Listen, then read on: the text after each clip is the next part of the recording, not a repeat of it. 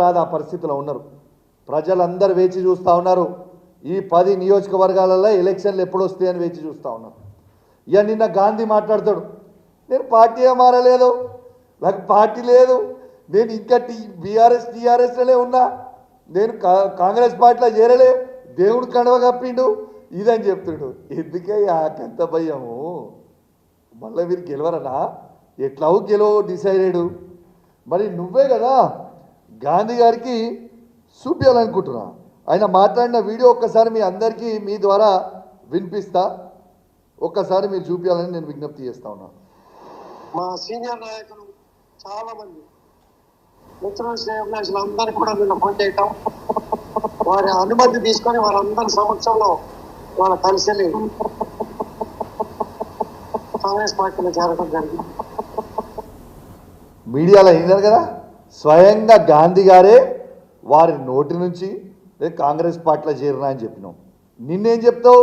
అది కాంగ్రెస్ కండువ కాదు, దేవుని కండువ అని చెప్తావు. ఎందుకే మీకు అంత భయము? నిజంగా చెప్పాలంటే ఈ గాంధీ గారు ఒరిజినల్ గాంధీ అనుకున్నాం, కానీ నకిలీ గాంధీ వెళ్ళిండు. ఏంటిదే నకిలీ గాంధీ? నువ్వు నకిలీ మాటలు మాట్లాడు, పూటకో మాట. నీకు ఖచ్చితంగా నీకు కూడా షేర్లింగంపల్లిలో డిపాజిట్ పోవడం ఖాయం. నేను ఇలా ఒక గిఫ్ట్ పంపుతా ఉన్నా ఈ 10 మంది మారిన ఎమ్మెల్యేలకి. మంచిగా తెచ్చిన ఓ చీర ఇంకా గాజులు తెచ్చిన. ఇలా ఈ 10 మంది ఎమ్మెల్యేలకి నేను చూపిస్తా ఉన్నా. దానం నాగేందర్ గారు, కడియం శ్రీహరి గారు, గాంధీ గారు, ఇక మారిన 10 ఎమ్మెల్యేలు, వెంకట్రావు గారు, పోచారం శ్రీనివాసరెడ్డి గారు, కృష్ణమోహన్ గారు ఉన్న 10 ఎమ్మెల్యేలు మీకు శాత కాకపోతే ఇగో ఈ చీరలు గాజులు కొనుక్కొని వేసుకొని తిరుగు రిపబ్లిక్లా. ఇజ్జత్ లేని వాళ్ళు, మీకు ఇజ్జత్ ఉందానే అసలు? మీకు ఇజ్జత్ లేని వాళ్ళు కాబట్టే ఇగో మీ ఇద్దరికి మీరు మొగోలు కాదు కాబట్టే ఇగో చీరలు గాజులు పంపుతా ఉన్నా. ఈ 2 కూడా మీరు వేసుకొని తిరగాలని నేను విజ్ఞప్తి చేస్తూ ఉన్నాను. ఇలా ఎందుకు ఇంత మాట అంటున్నా అంటే, నిజంగా దమ్మున్నోటే మొగోన్ లెక్క రాజకీయం చేయాలి. గజ ఎందుకు కొనుక్కుతుర్రా? ఇలా కోర్టు డిసిషన్ రాగానే మీరు అందరూ ఒకడేమో నేను పార్టీలో చేరలేదని, ఒకడేమో సుప్రీంకోర్టు బెంచ్ ఉన్నదని, ఇంకోటేమో ఇంకోటని ఖచ్చితంగా ఈ చీరలు గాజులు వేసుకోవాలి. మీరు రిజైన్ చేయకపోతే స్పీకర్ గారు నిర్ణయం తీసుకున్న కంటే ముందే మీరు రిజైన్ చేసి ఎలక్షన్లకు కోరి, లేదు అంటే ఈ 2 రోజులలో మీరు పోలేదంటే ఖచ్చితంగా ఈ చీరలు గాజులు మీ ఇంటికి కొరియర్ చేస్తా, అడ్రస్ కొని కొరియర్ చేస్తా, గ్యారంటీగా చేస్తా. అది కూడా మీడియా సమక్షంలోనే చేస్తా. ఉట్టికి కూడా ఏం చేయాలని తెలియజేస్తూ, మీరు ఎంత గజ వణికినా మీరు కేసీఆర్ గారిని మోసం చేస్తే ప్రజలు ఎవరు క్షమించడానికి సిద్ధంగా లేరు.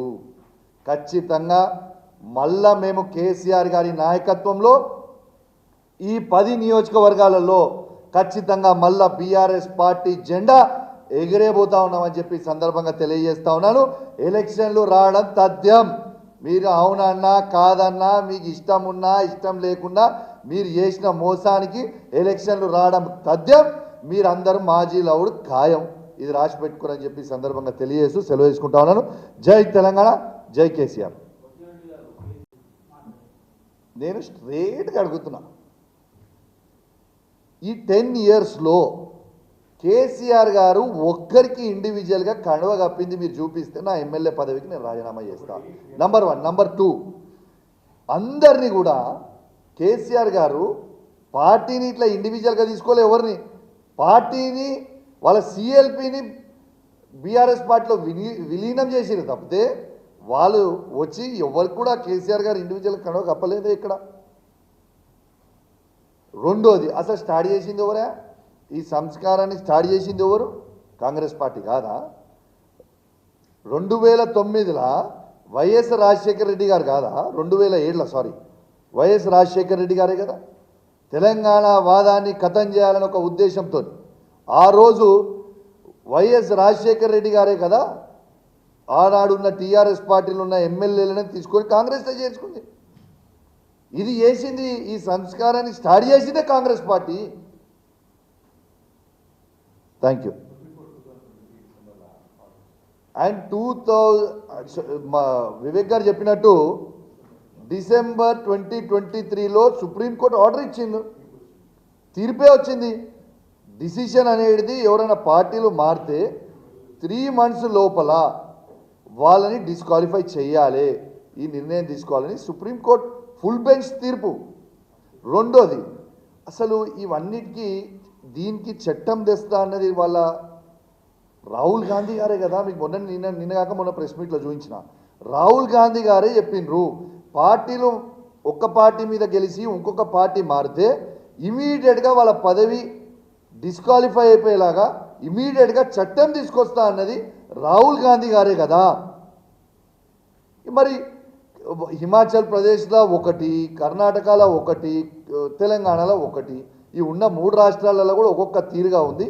రాహుల్ గాంధీ గారు మీకు మళ్ళా చెప్తా ఉన్నాను, ఉట్టి తెలంగాణ కాదు, మీ మాట మొత్తము భారతదేశం చూస్తూ ఉంది. Entire country is watching your parties decision in Telangana.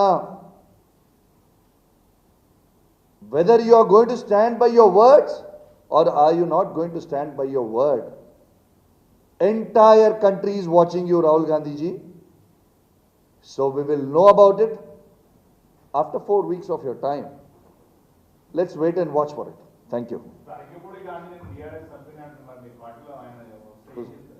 మా బీఆర్ఎస్ పార్టీ సభ్యుడు అంటుండు, మేము స్వాగతిస్తూ ఉన్నాం, రమ్మని చెప్పు, గంట కాకపోతే రేపు పొద్దున వస్తారు 10 o'clock మా భవన్లో వచ్చి ప్రెస్ మీట్ పెట్టమని చెప్పండి. అప్పుడు మేము బీఆర్ఎస్ పార్టీ ఉండడానికి మేము స్వాగతిస్తాం, నో ప్రాబ్లం, ప్లీజ్ వెల్కమ్ రమ్మని చెప్తాం. ఆయన అయితే గిట్లా ఇప్పుడు రేపు వస్తాడు పొద్దున 10 o'clockకి, నేను వివేక్ గారు ఇద్దరం బొకే పట్టుకొని రెడీగా నిల్చొని రిసీవ్ చేసుకొని ప్రెస్ మీట్ పెడతాం. ఆయనతో పాటు కూర్చొని ఇటు పక్కన కూర్చుంటాం. ఎవరు అరే ఆయన వస్తే తీసుకుంటా భయాన్ని, ఇదే పార్టీ అని అయినా అంటుండు కదా, మేం కాదు కదా అనేది. రమ్మని చెప్పి వచ్చి ప్రెస్ మీట్ పెట్టమని. Thank you.